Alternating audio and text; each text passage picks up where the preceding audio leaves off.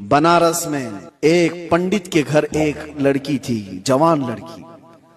और जब वो जवान हुई तो बनारस में उस वक्त जो गवर्नर था, कोतवाल था शायद, उसका नाम इब्राहिम कुछ था, मुसलमान था, अय्याश किस्म का था। लड़कियों के ऊपर डोरे डालना, उनको पकड़ना, उनको अपने हरम में जीनत बनाना, ये उसके काम थे। अब ये खूबसूरत जवान लड़की पर वो फिदा हो गया, आशिक हो गया, और उसने किसी भी तरह से इस लड़की को हासिल करने के लिए एड़ी चोटी का जोर लगाया। और आखिर में आकर के हुआ ये कि उसके घर के अतराफ हिसार हो जाता था, घेराबंदी। फिर पंडित मजबूर हो गया, अपनी बेटी से कहा कि चलो, जब वो बड़ा आदमी है तो उसके आगे हम लोग कुछ नहीं कर सकते, बेटी तुम चले जाओ, तैयार हो जाओ। वो चाहता है तुमसे शादी करने के लिए। लड़की को इस चीज की बिल्कुल भी रजामंदी नहीं थी। उसने कहा कि मुझे थोड़ा वक्त दे दीजिए। वो एक उस वक्त सवारी लेती है बनारस से, तारीख में मौजूद है, और उसने उसी वक्त दिल्ली का सफर इख्तियार किया जहां औरंगजेब आलमगीर जामा मस्जिद में हुआ करते थे। जुमा का दिन था।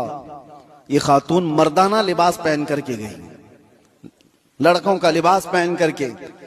जब बादशाह इस्लाम, उस वक्त के सुल्तान निकल रहे हैं और लोगों से उनकी हाजतें पूछ रहे हैं, उसी वक्त ये लड़की खड़ी थी। औरंगजेब ने अपनी चादर उठा करके दे दी और कहा, बेटी इस लिबास में तुम्हें अच्छा नहीं लगता, तुम अपना चेहरा ढाक लो, तुम अपना सर ढाक लो, और तुम्हारी क्या हाजत है? तो उसने कहा कि मेरी हाजत कुछ तवील है, मैं आपको तनाई में सुनाना चाहती हूँ। बुला लिया।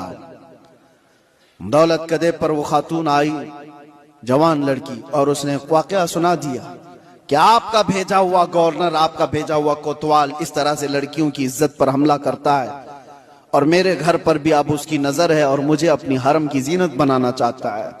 तो औरंगजेब ने कहा कि ठीक है, वापस जाओ, तुम्हारे बाप से कहो शादी की तैयारियां कर ले। वो लड़की मायूस हो गई, जिस चीज के लिए मैं बनारस से दिल्ली का सफर करके आई थी, बादशाह भी यही कह रहा है, लेकिन एक दिल में हो एक आस थी कि बादशाह ने मुझे बेटी कहकर पुकारा। वापस वो आई, अपने बाप से कहा, बादशाह ने तो ये कहा। बाप ने कहा कि बेटा अब कहां इंसाफ है, तुम तैयारी कर लो। डोली सज गई और शादी का दिन भी आ गया। वो जालिम अय्याश कोतवाल अपने सिपाहियों समेत इसकी डोली उठाने के लिए आया और रास्ते भर में लोगों पर लुटाते हुए जा रहा था।